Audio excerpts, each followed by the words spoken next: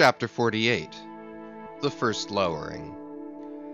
The phantoms, for so they seemed, were flitting on the other side of the deck, and, with a noiseless celerity, were casting loose the tackles and bands of the boat which swung there. This boat had always been deemed one of the spare boats, though technically called the captain's, on account of its hanging from the starboard quarter. The figure that now stood by its bows was tall and swart, with one white tooth evilly protruding from its steel-like lips. A rumpled Chinese jacket of black cotton funereally invested him, with wide black trousers of the same dark stuff. But strangely crowning this ebonness was a glistening white pleated turban, the living hair braided and coiled round and round upon his head. Less swart in aspect, the companions of this figure were of that vivid, tiger-yellow complexion peculiar to some of the aboriginal natives of the Manilas, a race notorious for a certain diabolism of subtlety, and by some honest white mariners supposed to be the paid spies and secret confidential agents on the water of the devil, their lord, whose counting-room they supposed to be elsewhere. While yet the wondering ship's company were gazing upon these strangers, Ahab cried out to the white-turbaned old man at their head, "All ready there, Fedallah?" "Ready," was the half-hissed reply. "Lower away then, do you hear?" shouting across the deck. "Lower away there, I say." Such was the thunder of his voice that, spite of their amazement, the men sprang over the rail, the sheaves whirled around in the blocks, with a wallow the three boats dropped into the sea, while with a dexterous off-handed daring, unknown in any other vocation, the sailors, goat-like, leaped down the rolling ship's side into the tossed boats below. Hardly had they pulled out from under the ship's lee, when a fourth keel, coming from the windward side, pulled round under the stern, and showed the five strangers rowing Ahab, who, standing erect in the stern, loudly hailed Starbuck, Stubb, and Flask to spread themselves widely, so as to cover a large expanse of water. But with all their eyes again riveted upon the swart Fedallah and his crew, the inmates of the other boats obeyed not the command. "Captain Ahab," said Starbuck. "Spread yourselves," cried Ahab. "Give way, all four boats. Thou, Flask, pull out more to leeward." "Aye, aye, sir," cheerfully cried little Kingpost, sweeping round his great steering oar. "Lay back," addressing his crew. "There, there, there again. There she blows right ahead, boys. Lay back. Never heed yonder yellow boys, Archie." "Oh, I don't mind 'em, sir," said Archie. "I knew it all before now. Didn't I hear 'em in the hold? And didn't I tell Cabaco here of it? What say ye, Cabaco? They're stowaways, Mr. Flask." "Pull, pull, my fine hearts alive. Pull, my children. Pull, my little ones," drawlingly and soothingly sighed Stubb to his crew, some of whom still showed signs of uneasiness. "Why don't you break your backbones, my boys? What is it you stare at? Those chaps in yonder boat? Tut! They are only 5 more hands come to help us. Never mind from where. The more the merrier. Pull then. Do pull. Never mind the brimstone. Devils are good fellows enough. So, so. There you are now. That's the stroke for 1,000 pounds. That's the stroke to sweep the stakes. Hurrah for the gold cup of sperm oil, my heroes. 3 cheers, men, all hearts alive. Easy, easy. Don't be in a hurry. Don't be in a hurry. Why don't you snap your oars, you rascals? Bite something, you dogs. So, so, so then. Softly, softly. That's it. That's it. Long and strong. Give way there. Give way. The devil fetch you, you ragamuffin rapscallions. You're all asleep. Stop snoring, you sleepers, and pull. Pull, will ye? Pull, can't ye? Pull, won't ye? Why in the name of gudgeons and ginger cakes don't you pull? Pull and break something. Pull and start your eyes out. Here," whipping out the sharp knife from his girdle. "Every mother's son of ye draw his knife, and pull with the blade between your teeth. That's it! That's it! Now you do something.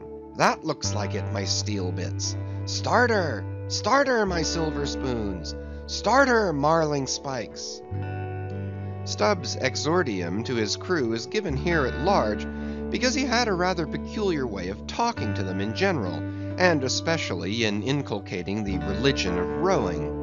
But you must not suppose from this specimen of his sermonizings that he ever flew into downright passions with his congregation. Not at all, and therein consisted his chief peculiarity.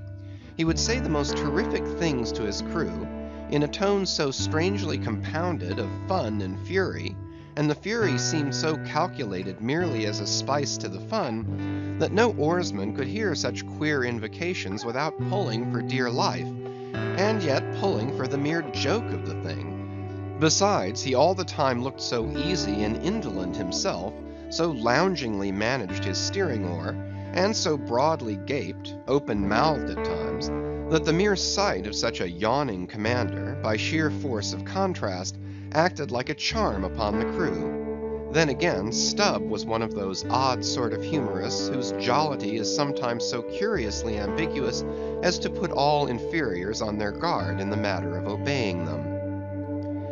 In obedience to a sign from Ahab, Starbuck was now pulling obliquely across Stubb's bow, and when for a minute or so the two boats were pretty near to each other, Stubb hailed the mate.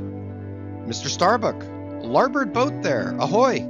A word with ye, sir, if you please." "Hello!" returned Starbuck, turning round not a single inch as he spoke, still earnestly but whisperingly urging his crew, his face set like a flint from Stubb's. "What think ye of those yellow boys, sir?" "Smuggled on board somehow before the ship sailed. Strong, strong boys!" in a whisper to his crew, then speaking out loud again. "A sad business, Mr. Stubb. See there, my lads. But never mind, Mr. Stubb, all for the best. Let your crew pull strong, come what will. Spring, my men, spring. There's hogsheads of sperm ahead, Mr. Stubb, and that's what you came for. Pull, my boys. Sperm's the play. This at least is duty and profit hand in hand." "Aye, I thought as much," soliloquized Stubb, when the boats diverged. "As soon as I clapped eye on 'em, I thought so. Aye, that's what he went into the afterhold for so often, as Doughboy long suspected. They were hidden down there. The white whale's at the bottom of it. Well, so be it. Can't be helped. All right, give way, men. It ain't the white whale today. Give way." Now the advent of these outlandish strangers at such a critical instant as the lowering of the boats from the deck, this had not unreasonably awakened a sort of superstitious amazement in some of the ship's company. But Archy's fancied discovery having some time previous got abroad among them, though indeed not credited then, this had in some small measure prepared them for the event. It took off the extreme edge of their wonder.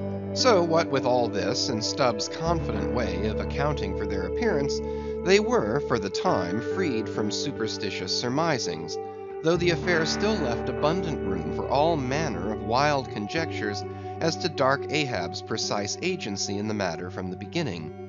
For me, I silently recalled the mysterious shadows I had seen creeping on board the Pequod during the dim Nantucket dawn, as well as the enigmatical hintings of the unaccountable Elijah. Meanwhile, Ahab, out of hearing of his officers, having sighted the furthest to windward, was still ranging ahead of the other boats, a circumstance bespeaking how potent a crew was pulling him. Those tiger-yellow creatures of his seemed all steel and whalebone. Like 5 trip hammers, they rose and fell with regular strokes of strength, which periodically started the boat along the water like a horizontal burst boiler out of a Mississippi steamer. As for Fedallah, who was seen pulling the harpooneer oar, he had thrown aside his black jacket and displayed his naked chest with the whole part of his body above the gunwale, clearly cut against the alternating depressions of the watery horizon, while at the other end of the boat, Ahab, with one arm like a fencer's thrown half backward into the air, as if to counterbalance any tendency to trip, Ahab was seen steadily managing his steering oar, as in 1,000 boat lowerings ere the white whale had torn him. All at once the outstretched arm gave a peculiar motion, and then remained fixed, while the boat's 5 oars were seen simultaneously peaked. Boat and crew sat motionless on the sea. Instantly the 3 spread boats in the rear paused on their way. The whales had irregularly settled bodily down into the blue, thus giving no distantly discernible token of the movement, though from his closer vicinity Ahab had observed it. "Every man, look out along his oars!" cried Starbuck. "Thou, Queequeg, stand up!" Nimbly springing up on the triangular raised box in the bow, the savage stood erect there, and with intensely eager eyes gazed off towards the spot where the chase had last been descried. Likewise upon the extreme stern of the boat, where it was also triangularly platformed level with the gunwale, Starbuck himself was seen coolly and adroitly balancing himself to the jerking tossings of his chip of a craft, and silently eyeing the vast blue eye of the sea. Not very far distant, Flask's boat was also lying breathlessly still, its commander recklessly standing upon the top of the loggerhead, a stout sort of post rooted in the keel, and rising some 2 feet above the level of the stern platform. It is used for catching turns with the whale line. Its top is not more spacious than the palm of a man's hand, and standing upon such a base as that, Flask seemed perched at the masthead of some ship which had sunk to all but her trucks. But Little King Post was small and short, and at the same time Little King Post was full of a large and tall ambition, so that this loggerhead standpoint of his did by no means satisfy King Post. "I can't see 3 seas off. Tip us up an oar there, and let me on to that." Upon this Daggoo, with either hand upon the gunwale to steady his way, swiftly slid aft, and then erecting himself, volunteered his lofty shoulders for a pedestal. "Good a masthead as any, sir. Will you mount?" "That I will, and thank you very much, my fine fellow. Only I wish you 50 feet taller." Whereupon, planting his feet firmly against 2 opposite planks of the boat, the gigantic negro, stooping a little, presented his flat palm to Flask's foot, and then putting Flask's hand on his hearse-plumed head, and bidding him spring as he himself should toss, with one dexterous fling landed the little man high and dry on his shoulders. And here was Flask now standing, Daggoo with one lifted arm furnishing him with a breastband to lean against and steady himself by. At any time it is a strange sight to the tyro to see with what wondrous habitude of unconscious skill the whaleman will maintain an erect posture in his boat, even when pitched about by the most riotously perverse and cross-running seas. Still more strange to see him giddily perched upon the loggerhead itself under such circumstances.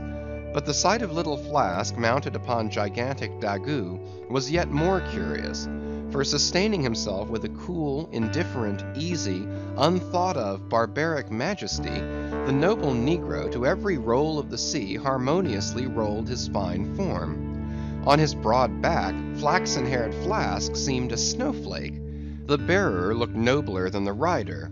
Though truly vivacious, tumultuous, ostentatious little Flask would now and then stamp with impatience, but not one added heave did he thereby give to the negro's lordly chest.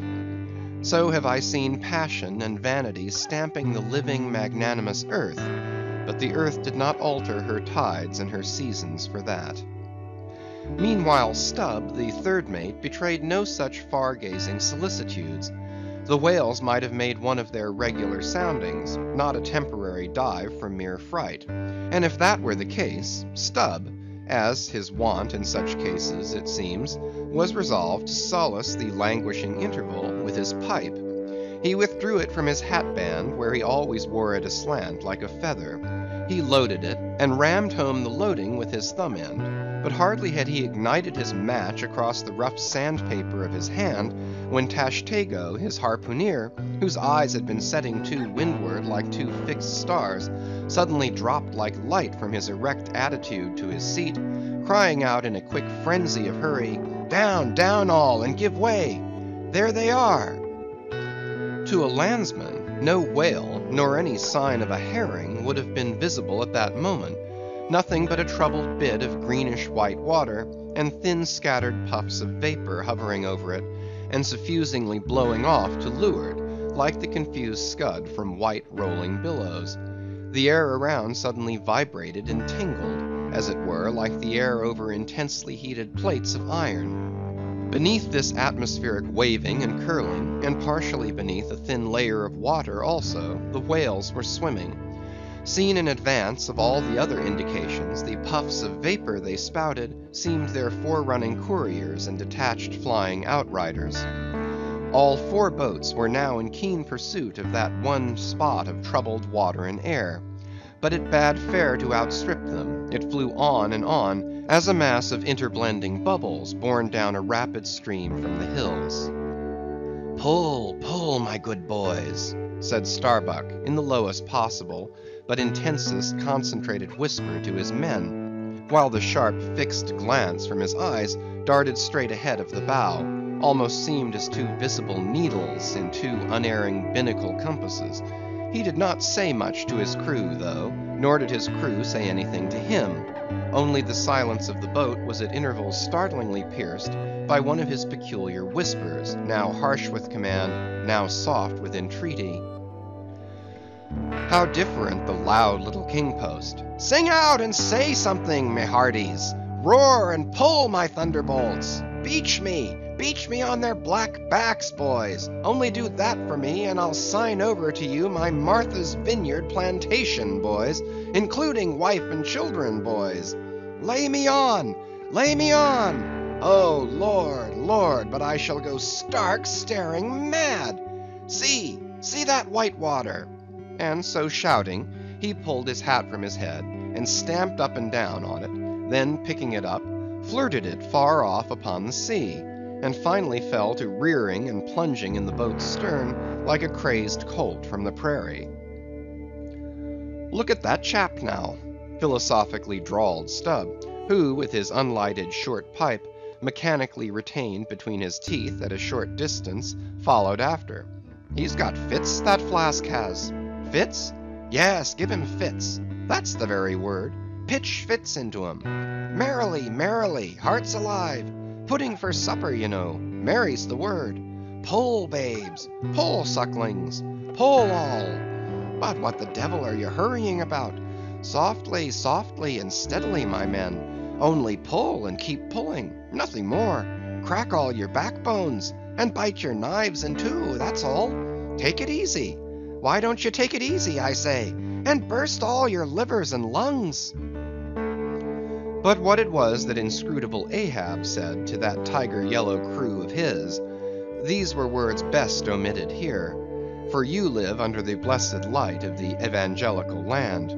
Only the infidel sharks in the audacious seas may give ear to such words, when with tornado brow, and eyes of red murder, and foam-glued lips, Ahab leaped after his prey.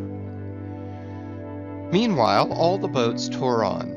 The repeated specific allusions of Flask to "that whale," as he called the fictitious monster which he declared to be incessantly tantalizing his boat's bow with its tail, these allusions of his were at times so vivid and lifelike, that they would cause some 1 or 2 of his men to snatch a fearful look over the shoulder. But this was against all rule, for the oarsmen must put out their eyes and ram a skewer through their necks, usage pronouncing that they must have no organs but ears, and no limbs but arms in these critical moments. It was a sight full of quick wonder and awe. The vast swells of the omnipotent sea, the surging hollow roar they made as they rolled along the 8 gunwales, like gigantic bowls in a boundless bowling green, the brief suspended agony of the boat, as it would tip for an instant on the knife-like edge of the sharper waves, that almost seemed threatening to cut it in 2, the sudden profound dip into the watery glens and hollows, the keen spurrings and goadings to gain the top of the opposite hill, the headlong, sled-like slide down its other side, all these, with the cries of the headsmen and harpooneers, and the shuddering gasps of the oarsmen, with the wondrous sight of the ivory Pequod bearing down upon her boats with outstretched sails, like a wild hen after her screaming brood. All this was thrilling. Not the raw recruit, marching from the bosom of his wife into the fever heat of his first battle. Not the dead man's ghost encountering the first unknown phantom in the other world. Neither of these can feel stranger and stronger emotions than that man does who, for the first time, finds himself pulling into the charmed, churned circle of the hunted sperm whale.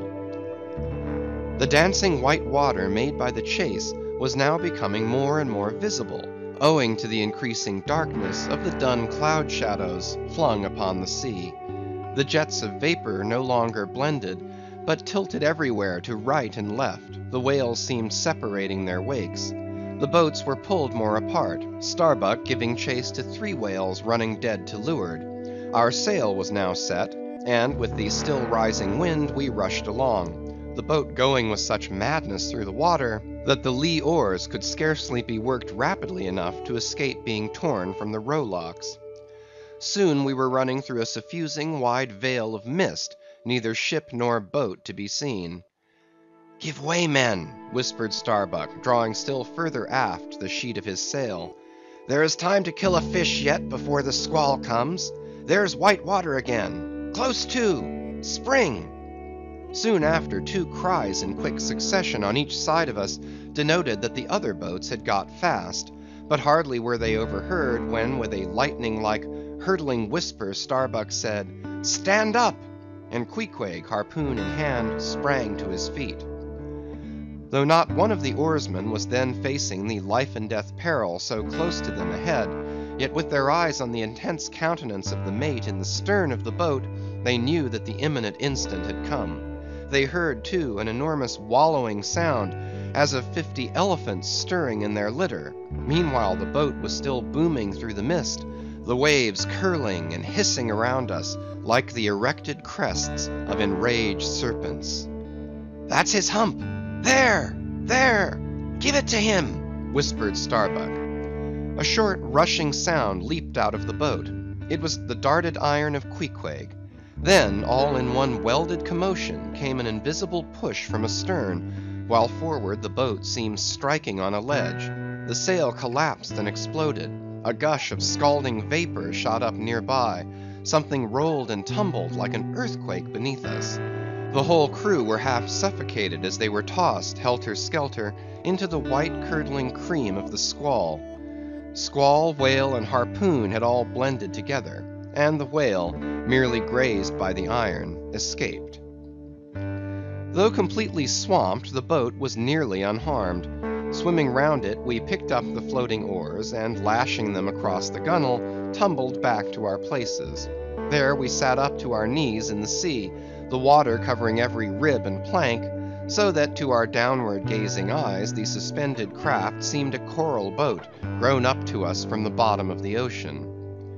The wind increased to a howl, the waves dashed their bucklers together, the whole squall roared, forked, and crackled around us like a white fire upon the prairies, in which, unconsumed, we were burning, immortal in these jaws of death.